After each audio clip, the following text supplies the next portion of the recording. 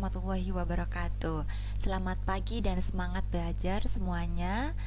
Selamat datang kembali di kelas Bu Iva pada mata kuliah aspek hukum dalam bisnis. Dan pada hari ini kita akan belajar mengenai aspek hukum dalam badan usaha yang pertama, yakni kajian seputar badan usaha yang bukan berbadan hukum. Namun seperti biasa ya, sebelum kita memulai perkuliahan kita, mari kita berdoa bersama-sama agar apa yang akan kita pelajari ini menjadi sesuatu yang bermanfaat dan barokah. Amin ya rabbal alamin. Nawaitu ta'aluma liridhallahi ta'ala wa izalatil jahli wa ihyaiddin. Amin. Baik adik-adik sekalian, langsung saja kita mulai kajian mengenai aspek hukum dalam badan usaha non badan hukum pada hari ini.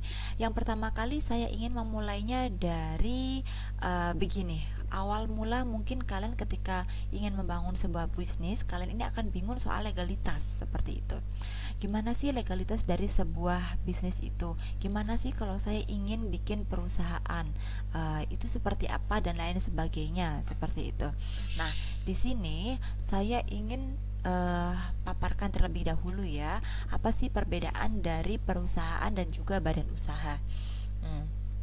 Yang pertama, kita lihat dulu apa sih perusahaan itu.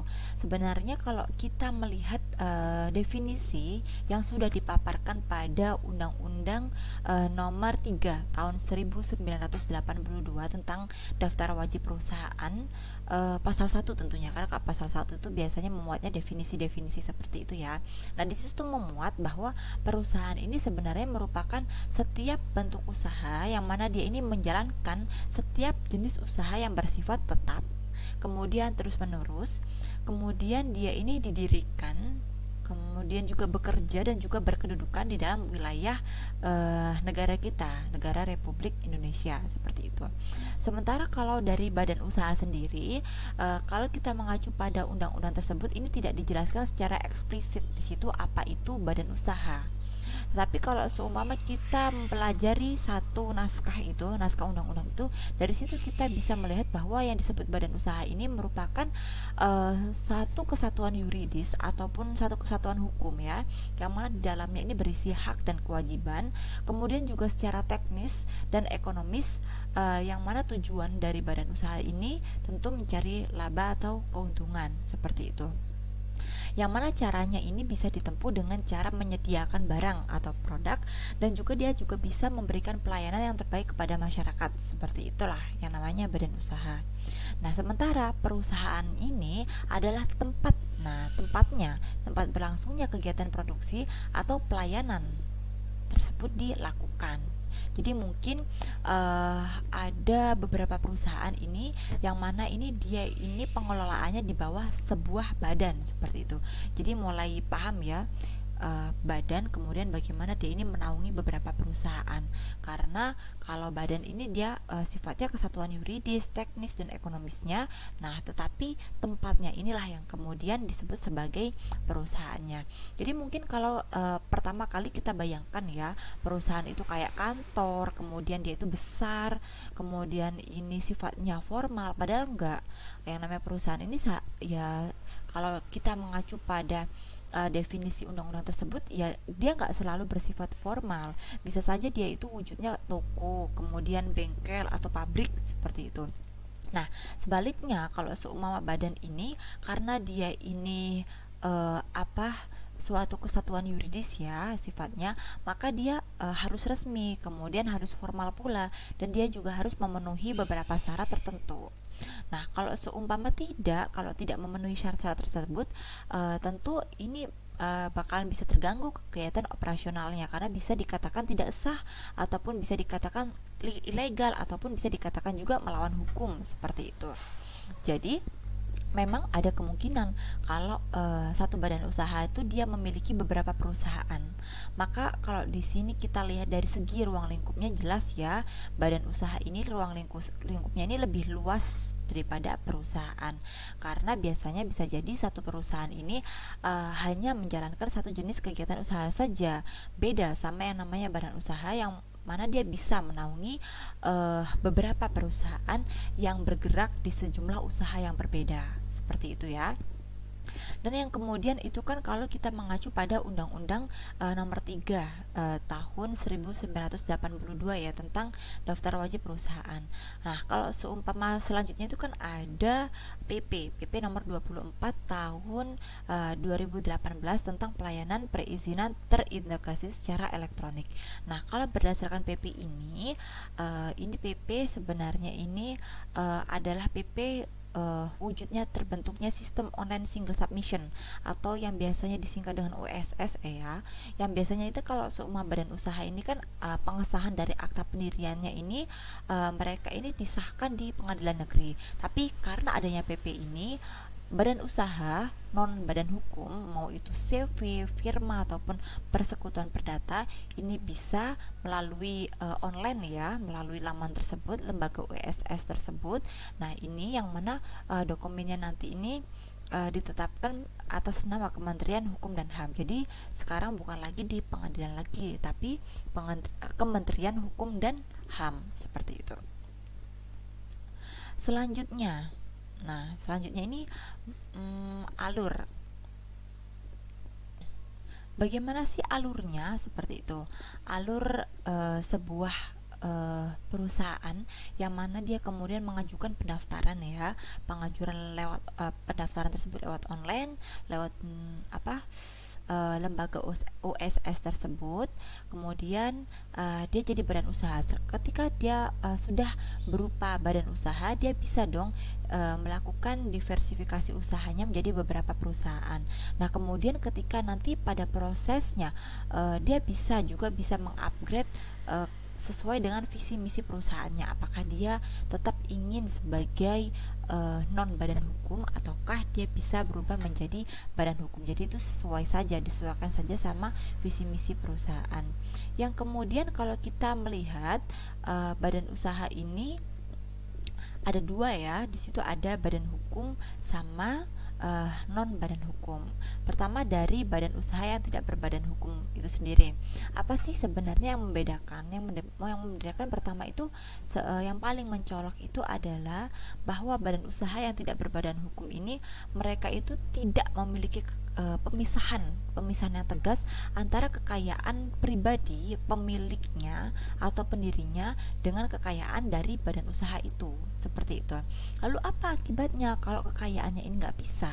Nah, jadi kalau seumpama ada masalah hukum, maka badan usaha ini bisa dituntut dan diminta ganti kerugian, dan itu tidak hanya pada harta kekayaan badan usaha itu sendiri, tapi juga termasuk harta pribadi dari pemilik pendirinya, karena tidak ada pemisahan. Kalau misal harta kekayaannya habis seperti itu, ya sudah bisa ambil dari harta pribadi dari pendirinya atau pemiliknya, seperti itu. Tetapi di situ ada juga kelebihan dari badan usaha, yang mana kalau badan usaha tidak berbadan hukum itu dia ini tidak ada pengaturan jumlah modal yang harus disiapkan ketika mereka ingin menjalankan sebuah kegiatan usaha. Selain itu, kalau kita melihat dari biaya jasa pembentukan akta pendiriannya, badan usaha tidak berbadan hukum ini relatif lebih kecil daripada badan usaha yang berbadan hukum. Makanya model-modelnya dari badan usaha tidak berbadan hukum ini biasanya adalah kegiatan usaha mikro, kemudian kegiatan usaha kecil, menengah, UMKM lah, seperti itu. Sementara kalau kita melihat badan usaha yang berbadan hukum, dia ini yang paling mencolok adalah bagaimana sih adanya pemisahan antara harta kekayaan pribadi dari pemilik atau pendirinya dengan harta kekayaan dari badan usaha tersebut, badan usaha yang berbadan hukum tersebut. Ini lebih enak sebenarnya kita bilangnya badan hukum, seperti itu ya. Nah, kemudian akibatnya, konsekuensinya, kalau ada permasalahan hukum, maka badan usaha tersebut atau badan hukum itulah yang bisa dituntut atau diminta kerugian atas kerugian tersebut, seperti itu. Jadi sebatas pada harta dari badan hukum itu aja, dan ini tidak bisa mengambil harta dari pemilik atau pendirinya, tidak masuk di situ, seperti itu.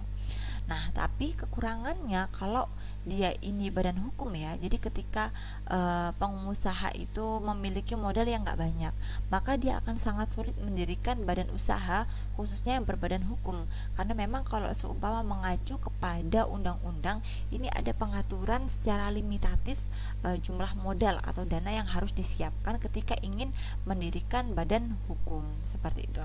Oleh karena itu biasanya pembentukan badan usaha yang berbadan hukum ini dia dibentuk untuk pengusaha-pengusaha dalam skala menengah ke atas seperti itu.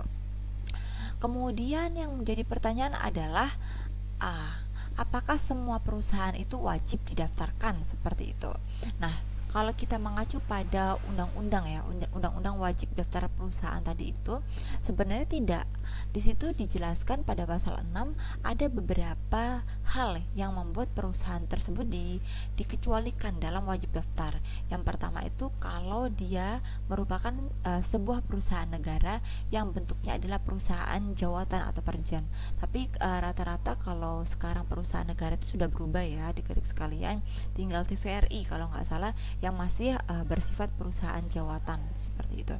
Nah, kemudian juga poin kedua, dia merupakan perusahaan kecil perorangan yang mana dijalankan oleh pribadi pengusaha itu sendiri dengan memperkerjakan hanya anggota keluarganya sendiri yang terdekat serta tidak memerlukan izin usaha dan tidak merupakan suatu badan hukum atau persekutuan seperti itu.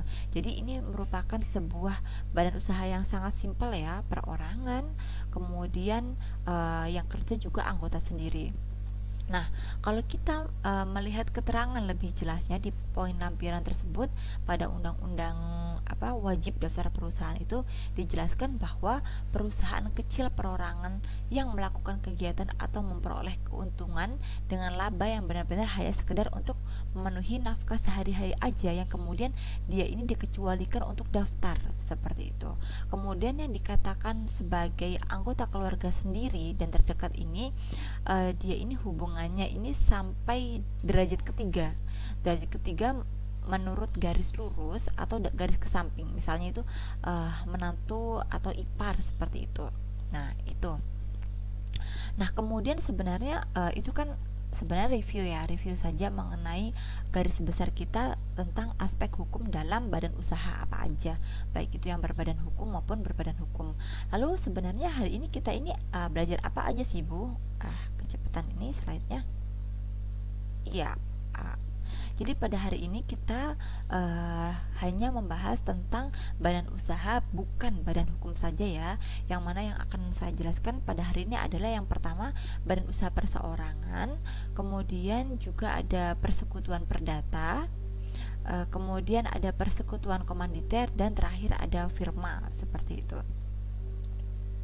Nah, yang pertama saya akan bahas adalah badan usaha perorangan terlebih dahulu. Nah, ini merupakan badan usaha yang paling simpel dan paling sederhana. Karena apa? Kalau kita berbicara mengenai badan usaha perorangan, ini hanya dimiliki satu orang saja. Seperti itu.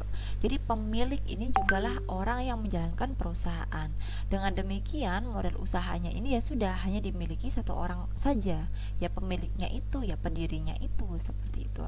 Dan kemudian kalau seumpama kita melihat di dalam perusahaan tersebut banyak orang, maka itu bukan sama-sama pemilik, tapi mereka ini merupakan pembantu pengusaha yang bekerja, yang mana mereka ini bekerjanya bisa berdasarkan perjanjian kerja atau perjanjian pemberian kuasa seperti itu. Dan kemudian kalau kita melihat pada undang-undang ini sebenarnya nggak ada ya aturan khususnya mengenai badan usaha perorangan itu seperti apa. Tapi pada praktiknya masyarakat ini biasanya mengenal badan usaha perseorangan ini dengan nama UD atau usaha dagang, ataupun ada juga yang mengenal dengan istilah perusahaan dagang atau PD seperti itu. Nah, apa aja sih keuntungannya seperti itu kalau dia mendirikan, kalau adik-adik sekalian mendirikan sebuah badan usaha perorangan? Yang pertama ini adalah biaya ya. Biayanya ini rendah karena untuk membentuk badan usaha perseorangan. Yang kedua ini pemilik ini memiliki hak untuk mengambil keputusan bisnis. Kemudian selain itu pemilik juga memiliki seluruh bisnis, karena modalnya kan dia sendiri, otomatis dia juga yang memiliki keseluruhan bisnis. Nah, karena modalnya dia sendiri, pemilik juga akhirnya memiliki hak untuk menikmati sendiri seluruh keuntungan bisnisnya, seperti itu. Dan kemudian enaknya juga dari badan usaha perseorang ini, pemilik ini juga dengan mudah bisa mengalihkan atau menjual badan usaha ini kalau memang dia udah nggak mau lagi menjalankannya, seperti itu. Tapi pada badan usaha perseorangan ini dia juga punya kelemahan. Kelemahannya di mana? Yaitu pada model usaha ya. Kalau seumpama model usahanya yang seperti ini, biasanya akses modalnya ini terbatas. Kenapa? Karena semakin besar ya segmen sebuah usaha, otomatis biasanya itu dari perbankan biasanya ini akan semakin besar pula plafon pinjamannya, seperti itu. Nah, kalau seumpama usaha semakin besar, otomatis kan akan semakin kompleks, seperti itu. Dan otomatis kalau besar dan kompleks, dia akan butuh model badan usaha lainnya, minimal adanya mitra lah atau sekutu, seperti itu. Nah, kemudian kelemahan yang kedua adalah pemilik ini akan menanggung semua risiko kerugian bisnis. Jadi dia bisa dong kehilangan semua model yang sudah dia diinvestasikan pada badan usaha perseorangan tersebut. Nah, dia juga memiliki tanggung jawab secara person atau personal liability ya, yang mana artinya ini pemilik ini akan memiliki tanggung jawab yang tidak terbatas. Oleh karena itu, kalau ada kreditor, dia bisa mengajukan tuntutan kepada pemilik sampai kepada harta pribadinya, seperti itu. Sebenarnya ini adalah konsep general dari badan usaha non badan hukum ya, yang mana tidak ada pemisahan harta, seperti itu. Saya misalkan saja seperti ini. Misalnya ada Pak Aldebaran, dia itu buka bisnis toko, modalnya yang pertama 80 juta. Nah, kemudian saat berkembang, otomatis dia akan butuh tambahan modal, pinjam ke bank 200 juta. Nah, ternyata setelah pinjam rugi, seperti itu. Akhirnya dia meninggalkan hutang ke bank ataupun ke kreditor lain. Misalnya aja kreditornya ini supplier dari barang yang ada di tokonya. Akhirnya karena terlalu banyak hutang, dia Pak Aldebaran ini pengen tokonya ditutup aja buat melunasi. Semuanya dilunasi dengan cara aset-aset dari badan usaha perseorangan. Ternyata nggak cukup. Nah, kalau nggak cukup bagaimana? Bisa ambil kekayaan pribadinya. Misalnya Pak Aldebaran ini punya rumah, meskipun itu ditinggali bisa diambil, atau punya sawah bisa jadi. Jadi tidak membatasi hanya seputar aset dari badan usaha itu saja, seperti itu. Kemudian yang selanjutnya, mengenai persekutuan perdata atau biasanya dikenal dengan private partnership, atau kalau di ekonomi syariah itu biasanya kita sebut sebagai syirkah ya. Jadi kalau kita mengacu pada pasal 16-18 KUH Perdata, adik-adik sekalian, setidaknya itu ada 3 poin pokok yang menyebutkan apa itu persekutuan perdata. Yang pertama, ini ada perjanjian kerjasama ya, antar 2 orang atau lebih. Yang kemudian setelah itu masing-masing dari para pihak itu mereka memasukkan in-bank atau sesuatu ya di dalam persekutuan. Dan kemudian yang ketiga adalah setelah itu adanya pembagian keuntungan bersama. Nah, yang menjadi pertanyaan yang pertama adalah siapa sih yang dimaksud dengan orang atau person yang bisa bekerja sama itu. Jadi ini tidak dibatasi ya, apakah dia perorangan atau badan hukum. Intinya kalau seumpama ada 2 yang bersepakat, nah itu boleh seperti itu. Nah, ini kemudian dikatakan sebagai persekutuan perdata. Orangnya boleh berupa manusia atau perorangan ataupun badan hukum. Kemudian ada nggak batasan limitnya? Nggak ada, seperti itu. Jadi berapapun ini boleh melakukan persekutuan perdata. Tapi jumlah minimalnya ada ya, minimal 2. Kalau semua nggak 2 ya siapa dengan siapa, karena ini merupakan persekutuan maka harus minimal 2 para pihak, seperti itu. Lah, kemudian cangkupan kerjasamanya apa aja sih kalau seumpama badan usaha tersebut bersifat persekutuan perdata.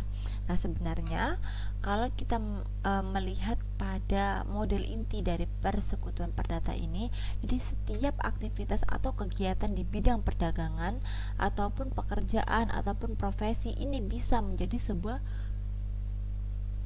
persekutuan perdata seperti itu.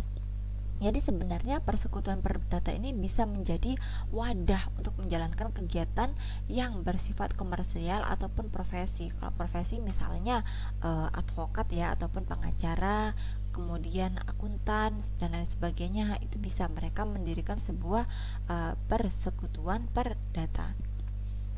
Kemudian ada juga hal penting lain yang mana persekutuan perdata ini sifat intinya adalah dia dikuasai oleh hukum perjanjian dan tidak ada pemisahan kekayaan antar persekutuan dan sekutu. Apa konsekuensinya? Apa akibatnya? Nah, di sini sekutu ini memiliki tanggung jawab yang tidak terbatas. Sama konsekuensinya ini karena apa? Karena persekutuan perdata ini bukan merupakan badan hukum, jadi tidak ada pemisahan antara harta dari sekutunya seperti itu dengan badan usaha tersebut, seperti itu. Ini kita akan agak panjang untuk membahas persekutuan perdata, karena kalau kita melihat hubungannya sebenarnya persekutuan perdata ini merupakan bentuk umum daripada badan usaha lainnya, seperti badan usaha non badan hukum lainnya, seperti itu ya. Jadi kebanyakan nanti ujung-ujungnya juga merujuk sama dengan persekutuan perdata, seperti itu. Oke, pertama kita akan mengenal dulu bentuknya ya, bentuk dari persekutuan perdata itu sendiri.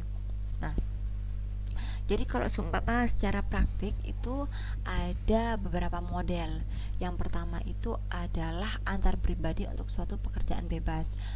Misalnya saja advokat tadi yang saya bilang, kemudian dokter, kemudian arsitek, kemudian akuntan, dan lain sebagainya, masih banyak lagi ya profesi-profesi.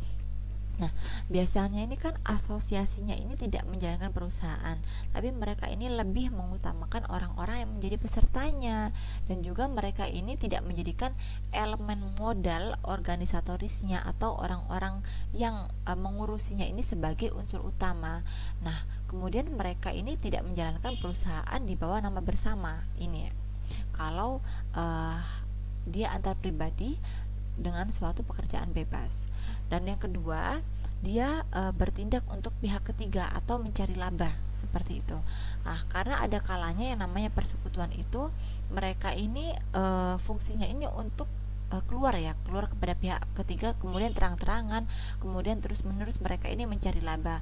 Oleh karena itu persekutuan perdata ini nantinya dia tuh dikatakan sebagai menjalankan perusahaan, seperti itu. Contohnya aja seperti ini. Misalnya ada sekutu A, dia ini pedagang kain di Surabaya, kemudian punya rekan ini dia juga pedagang kain tapi di Bandung.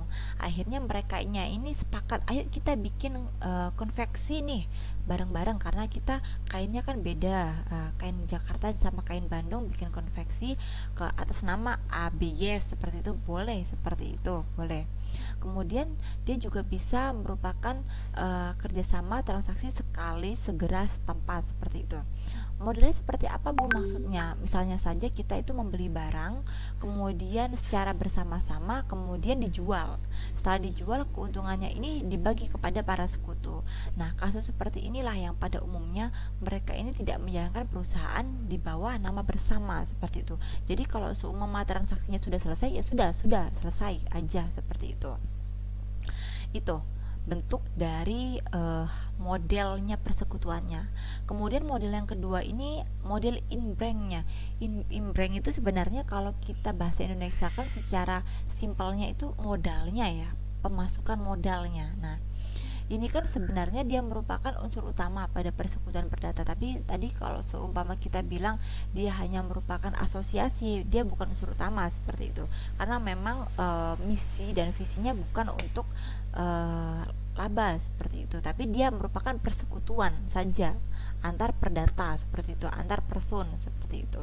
Tapi kalau seumpama sudah hal lainnya pada poin 2 yang terakhir tadi, nah itu dia bisa menjadikan unsur utama dalam persekutuan perdata. Nah, jadi seperti ini. Kalau nggak ada in-bank, maka jelas tadi yang namanya persekutuan usaha itu otomatis nggak bisa jalan kan kegiatannya, dan dia juga nggak bisa mencari keuntungan. Nah, kalau kita mengacu pada NBW atau New Bargaining White Book ya, atau itu istilah dari hukum KUH Perdata yang baru seperti itu, kita bisa melihat ada 4 komponen pemasukan modal itu apa aja. Yang pertama itu ada uang, kemudian ada benda. Benda ini bisa berupa benda bergerak kayak kendaraan seperti itu, ataupun benda tidak bergerak misalnya kayak mesin di pabrik seperti itu, ataupun benda yang berwujud tangible aset ya, kayak ruko seperti itu, atau yang nggak berwujud intangible aset kayak hak cipta, hak merek, hak paten seperti itu, bisa dijadikan sebagai imbreng seperti itu. Kemudian juga yang kedua adalah hak untuk menikmati suatu benda. Hak menikmati suatu benda itu jadi artinya kepemilikan barang ini tetap pada kepemiliknya seperti itu.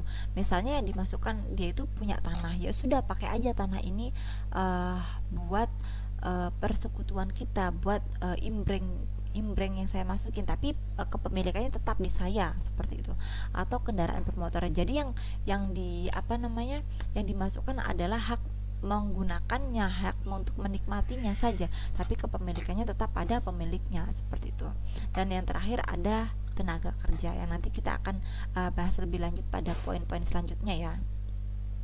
Oke, selanjutnya adalah bagaimana sih mengurusnya seperti itu. Kalau ditanya bagaimana mengurusnya, sebenarnya ini ada 2 model perbuatan. Yang pertama ada perbuatan rutin, yang kedua ada perbuatan kepemilikan. Kalau rutin maka dia akan bersifat sehari-hari, yang mana dia dilakukan oleh sekutu yang diberikan kewenangan persekutuan tanpa perlu dia minta izin kepada sekutu lainnya untuk mengurus, kecuali kalau hal ini menyangkut perbuatan kepemilikan atau peralihan dari kepemilikan, ini baru dia harus minta izin kepada sekutu yang lain.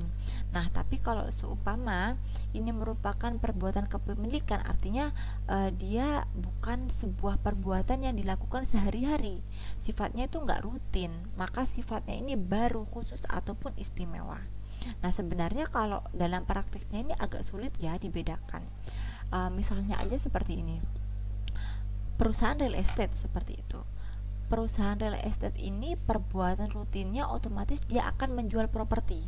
Nah, padahal properti ini kan kayak seolah-olah dia menjual suatu milik ya, tapi padahal perbuatan rutinnya yaitu untuk dapat laba, yaitu dia harus jualan properti. Nah, sementara yang dikatakan perbuatan kepemilikan pada perusahaan real estate ini adalah meminjamkan uang, karena memang hasilnya nanti kan uang. Kalau ada misalnya yang lain meminjam uang dari hasil penjualan properti itu, maka sekutunya ini harus bilang dulu ke sekutu-sekutu yang lain seperti itu. Nah, tapi ini berbanding balik kalau kita melihat bagaimana sih perusahaan di bidang keuangan. Nah, sebaliknya, yang namanya menjual properti ini akan menjadi perbuatan kepemilikan bagi mereka. Tapi kalau minjemin uang ini malah menjadi perbuatan rutin, karena memang hasil usahanya ya dari minjamkan uang itu, seperti itu. Jadi paham ya mana yang disebut dengan perbuatan rutin, mana yang perbuatan kepemilikan seperti itu, atau yang nggak rutin seperti itu. Oke. Jadi di sini kita bisa lihat bahwa perbuatan rutin dan perbuatan kepemilikan ini adalah sifatnya relatif. Oleh karena itu, ini sebaiknya ya harus dituangkan dong dalam anggaran dasar persekutuan, karena memang tiap-tiap perusahaan itu beda apa itu yang disebut sebagai perbuatan rutin, dan juga apa itu yang disebut dengan perbuatan kepemilikan seperti itu. Lalu kemudian bagaimana sih cara pembebanannya? Bagaimana sih cara pembebanan pengurusannya seperti itu? Nah, di sini sebenarnya ada 2 hal ya. Yang pertama, dia ini bisa diatur sekaligus bersama akta pendirian. Jadi sekutu pengurus di persekutuan ini disebut dengan statuter karena dia bekerjanya sesuai dengan akta pendirian aja, seperti itu. Dan poin kedua, bisa juga dia dibebankan dengan akta khusus, aktanya ini tersendiri. Nah, kalau seumpama seperti itu berarti kan ada mandat ya. Maka sekutunya ini biasanya yang menjalankan ini disebut sebagai sekutu mandater seperti itu.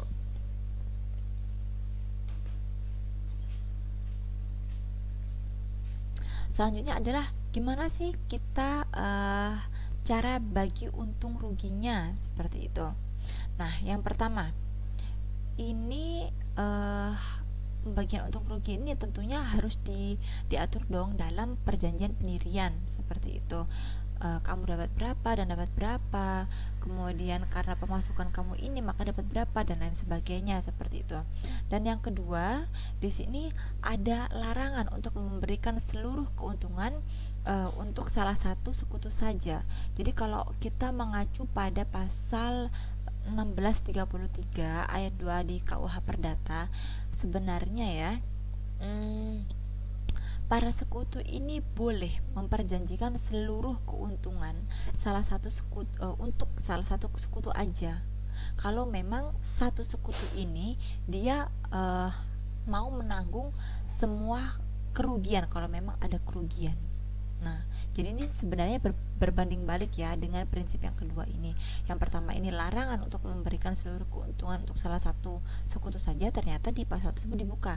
Tapi dengan syarat seperti itu, sekutu itu dia mau menanggung kalau ada kerugian. Menanggungnya bukan nggak nanggung-nanggung, tapi menanggung seluruhnya. Kalau diilustrasikan itu seperti ini adik-adik sekalian. Misalnya saja ada perusahaan A, dia ini mau kolaps, perusahaannya ini mau bangkrut seperti itu. Nah, kemudian ada perusahaan B ngajak kerjasama, aku mau dong kerjasama sama aku, kerjasama sama kamu. Kalau seumpama kerjasama kita untung, maksudnya kalau kita kerjasama dan rugi nantinya dan tetap kolaps, aku bersedia kok nanggung semuanya, nanggung hutang kamu, kemudian nanggung kerugian-kerugian yang terjadi, boleh seperti itu. Tapi asal kalau seumpama untung semuanya buat aku seperti itu.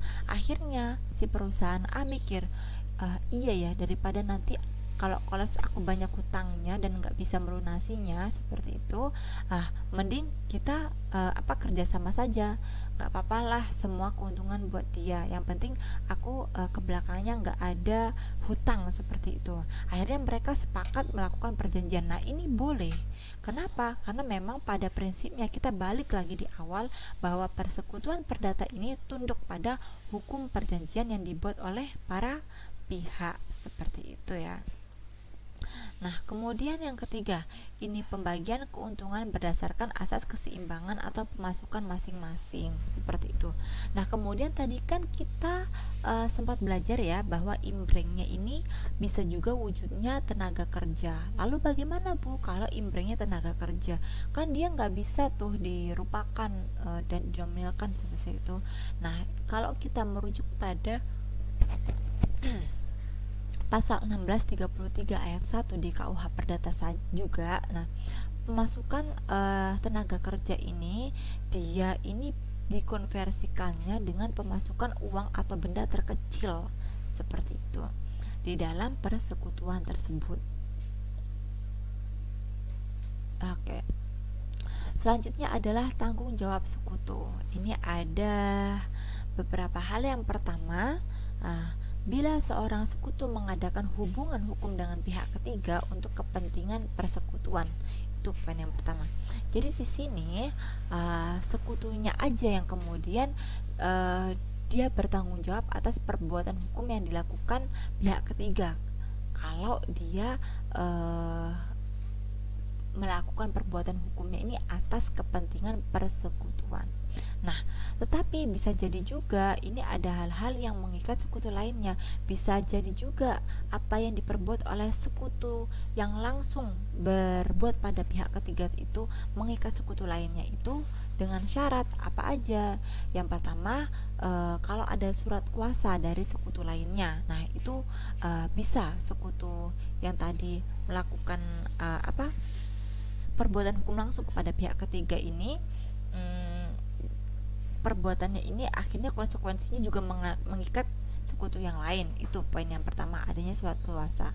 Kemudian poin yang kedua, apabila hasil dari perbuatan tersebut itu sudah dinikmati oleh sekutu lainnya. Nah, kemudian ada juga bukti nyatanya. Nah, ini juga bisa mengikat sekutu lainnya. Ya kan, masa iya kita sudah menikmati hasil dari perbuatan hukum tersebut, tapi ternyata ada hal-hal yang menyatakan kerugian, kita lepas tanggung jawab? Kan enggak. Kita menikmati dan kita juga yang bertanggung jawab kalau ada hal seperti itu. Kemudian poin yang ketiga, bila ada sekutu mengadakan hubungan dengan pihak bila ada beberapa sekutu, maksud saya, bila ada beberapa sekutu ini mengadakan hubungan dengan pihak ketiga. Nah, kalau misalnya para sekutu ini barengan gimana, secara bersama-sama gimana, maka tanggung jawabnya ini rata. Nah, meskipun imbrengnya ini mereka tidak sama, kecuali ya kalau seumpama ketika melakukan kerjasama bersama-sama itu di situ maaf ya, di situ ada perjanjian dengan pihak ketiga tentang berapa-berapanya, tentang imbangannya tanggung jawab masing-masing persekutuan perjanjian. Kan kalau logikanya kan pihak ketiga ini sebenarnya dia nggak mau ribet ya, kamu berapa harus menanggung dan kamu harus berapa menanggung, nggak mau. Yang pasti pihak ketiga ini dia taunya ya sudah, aku bersekutu dengan ini, seperti itu. Kalau isinya ada A B C D E, ya sudah, itu urusan internal mereka, seperti itu. Nah, dari situlah kita bisa menilai bahwa tanggung jawabnya ini bersama-sama dan secara rata, meskipun pada aspek internalnya imbreng mereka ini nggak sama, seperti itu ya. Nah, kemudian gimana kalau ada seorang sekutu dia mengadakan hubungan hukum dengan pihak ketiga atas nama persekutuan? Nah, ini biasanya modelnya ini badan hukum kalau memang sudah atas nama seperti itu. Karena kenapa, nanti persekutuan itu bisa digugat langsung oleh pihak ketiga. Nah, sementara kalau seumpama yang bisa digugat langsung, artinya dia bisa melakukan perbuatan hukum langsung. Ini kan hanya badan hukum. Sementara kalau semua badan usaha, dia akan kembali lagi kepada orang-orangnya, seperti itu.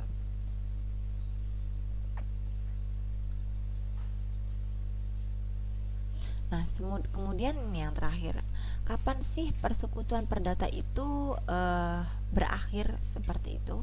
Yang pertama, kalau kita mengacu pada 1648 KUH Perdata ya, ini lampau waktunya ini diperjanjikan. Jadi maksudnya gimana? Kalau kita lihat pada pasal 1647, nah ini ada yang namanya persekutuan perdata dengan waktu tertentu.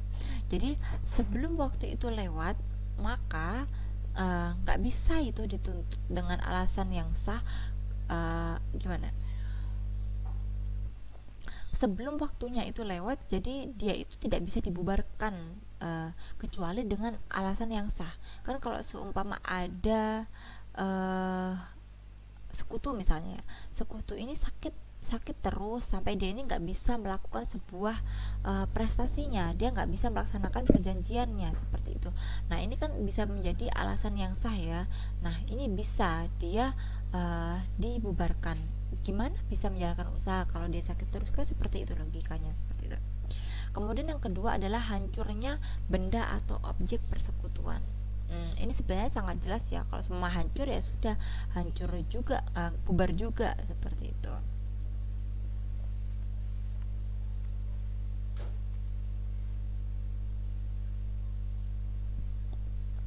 Jadi kalau seumpama rincinya seperti ini, kalau ada seseorang dia itu berjanji untuk memasukkan barang miliknya ke persekutuan, tapi barang tersebut musnah sebelum terlaksana persekutuan tersebut, maka persekutuan tersebut akan bubar. Tapi kalau seumpama yang dimasukkan ini adalah hak menikmati, tadi kan saya sudah jelaskan ya, hak menikmati di dalam persekutuan atau sebagai imbrengnya itu bagaimana. Nah, tetapi hak miliknya itu masih ada pada sekutu, dan sekutu itu masih menjadi sekutu dalam persekutuan perdata tersebut, ya udah nggak bubar, seperti itu kan. Karena sebenarnya barangnya itu belum musnah, tapi hanya hak menikmatinya saja yang musnah, seperti itu misal. Kemudian Yang ketiga ini selesainya perbuatan pokok persekutuan. Ya sudah, intinya kalau semua sudah terlaksana ya sudah selesai kan. Kalau selesai ya bubar seperti itu. Kemudian juga ada pengakhiran beberapa atau salah seorang sekutu.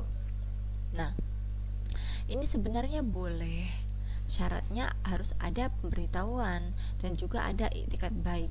Dan yang dimaksud dengan iktikat baik di sini, misalnya dia itu bubarin bukan karena pengen ambil untuk sendiri.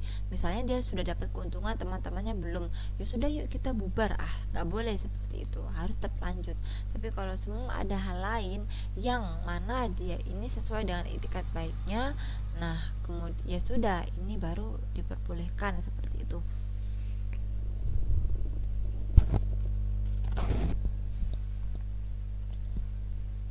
Misalnya saja pada poin pertama tadi ya, sakit terus menerus, itu kan alasannya sah seperti itu.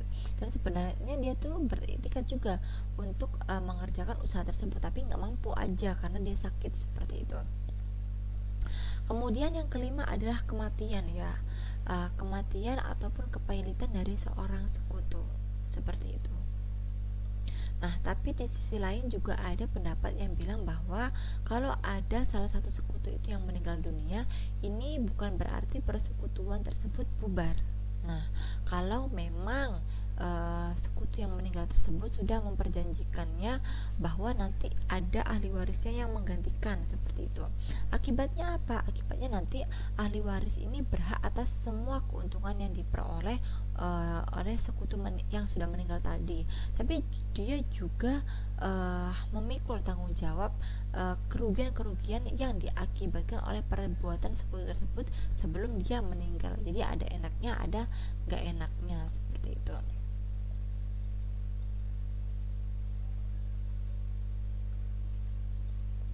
Selanjutnya adalah firma. Pada intinya firma ini merupakan persekutuan perdata yang didirikan untuk menjalankan perusahaan dengan nama bersama. Nah, ingat ya, nama bersama. Nah, oleh karena itu, kalau kita mengacu pada 3 unsur mutlak, ini itu firma itu memiliki 3 unsur ini sebagai tambahan dari persekutuan perdata yang sudah kita jelaskan barusan. Yang pertama adalah menjalankan perusahaan. Nah, bentar. Kalau misalnya itu ada advokat ya, mereka itu pengen bikin firma seperti itu, ya sudah, dia dalam menjalankan perusahaannya harus poinnya mencari keuntungan. Kalau seumpama misalnya advokat itu dia bikin aja advokasi masyarakat seperti itu, atau bantuan hukum yang bersifat pro-dio gratis seperti itu, ya sudah, bentuk firma itu nggak tepat karena firma ini merupakan badan usaha non badan hukum yang mana tujuannya pasti untuk mencari keuntungan seperti itu. Dan yang kedua soal nama ya, nama bersama. Nah, ini biasanya kalau nama ini bisa diambil dari nama seorang sekutu. Misalnya saja kalau firma kan singkatannya FA ya, seperti itu. Misalnya saja FA Ummul Khalifah seperti itu. Atau nama seorang sekutu dengan tambahan, misalnya FA Ummul Khalifah bersaudara, firma Ummul Khalifah bersaudara seperti itu. Atau namanya ini bisa juga kumpulan firma hukum Jayadika. Apa Jayadika? Jaya Yanto Andi Karto misal seperti itu. Atau dia juga sesuai dengan tujuan perusahaan, misalnya saja karena dia untuk mengadvokasi pertambangan batu mulia ya sudah pakai nama firma pertambangan batu mulia itu. Tapi sebenarnya pada poin akhir ini dia tuh nggak sesuai sama jiwa dari firma, karena kalau semua firma ini sebenarnya adalah nama ini berasal dari nama sekutunya tersebut seperti itu. Dan yang terakhir adalah adanya tanggung jawab sekutu. Nah, dia ini sifatnya adalah pribadi untuk keseluruhan seperti itu.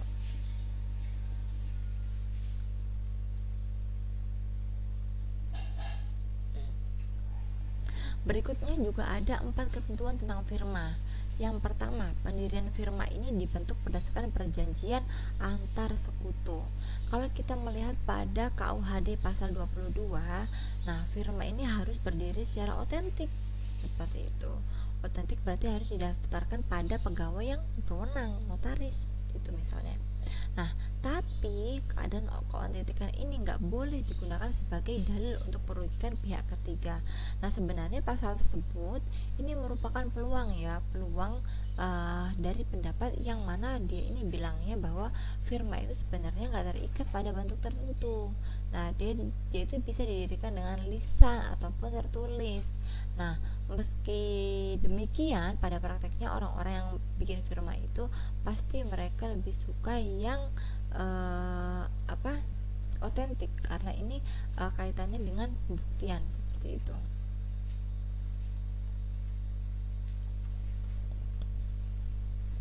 Kemudian yang kedua ada tanggung jawab pribadi tidak terbatas.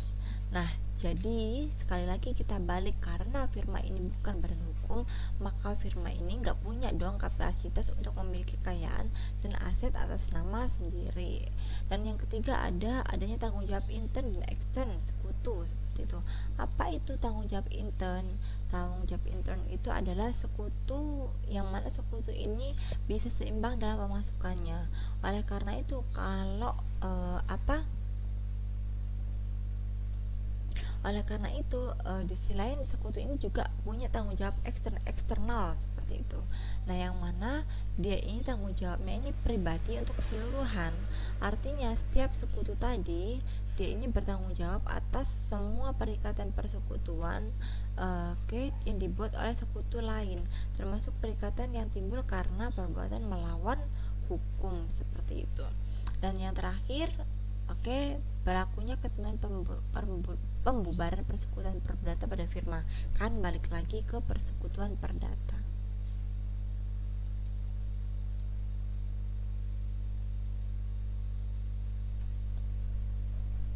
Selanjutnya adalah persekutuan komanditer. Ini biasanya disebut dengan CV ya, komanditer Vennootschap seperti itu. Karena memang pada dasarnya CV ini persekutuan firma yang mana di dalamnya ini ada konsep pasif seperti itu. Ada konsep sekutu pasif atau sekutu komanditer seperti itu. Nah, jadi kalau semua kita melihat di sini ada dua model sekutu ya, sekutu komanditer dan sekutu yang biasa seperti itu. Apa sih sekutu komanditer itu, Bu? Nah, jadi kalau kita terjemahkan komanditer, koman berarti dia yang memerintah. Jadi dia itu sifatnya itu diam, aktif, yang mana dia itu hanya masukin aja uang atau benda ke kas persekutuan sebagai imbrengnya. Yang kemudian pada nantinya dia ini ada hak untuk keuntungan dari persekutuan tersebut seperti itu. Artinya kalau di sini kita bisa lihat bahwa sekutu komanditer ini dia hanya sebatas modal aja. Nah, yang ngurusin adalah sekutu kerja atau sekutu biasa, dan dia tidak boleh ikut campur ataupun mengurus semua pekerjaan itu. Seperti itu. Kemudian yang kedua, ini ada sekutu aktif. Sekutu aktif ini biasanya disebut juga sekutu aktif kerja, sekutu aktif atau sekutu kerja, atau sekutu komplementer, pelengkap seperti itu. Jadi kalau dalam pengurusan persekutuan itu kan mereka juga perlu ya yang ngurusin perusahaan, kemudian yang juga mengadakan hubungan dengan pihak ketiga. Nah, itulah sekutu. Jadi kalau sekutu biasa itu dia ada konsekuensinya, yang mana dia ini tanggung jawab pribadinya untuk keseluruhan seperti itu.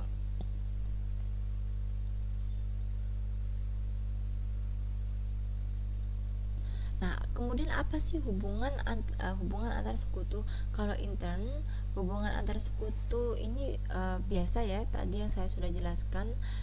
Kalau komanditer hanya masukin barangnya, hanya masukin uangnya, kemudian dapat untung. Kalau yang biasa enggak, dia malah yang ngurus seperti itu. Nah, disitulah hubungannya yang mana terkait dengan kewajiban dan tanggung jawab masing-masing. Kemudian kalau yang kedua ini ya, ada sekutu ekstern ya. Eksternal berarti bagaimana dia menjalin dengan pihak ketiga, yang dilakukannya ini oleh sekutu biasa seperti itu. Lalu gimana nih untuk sekutu komanditernya?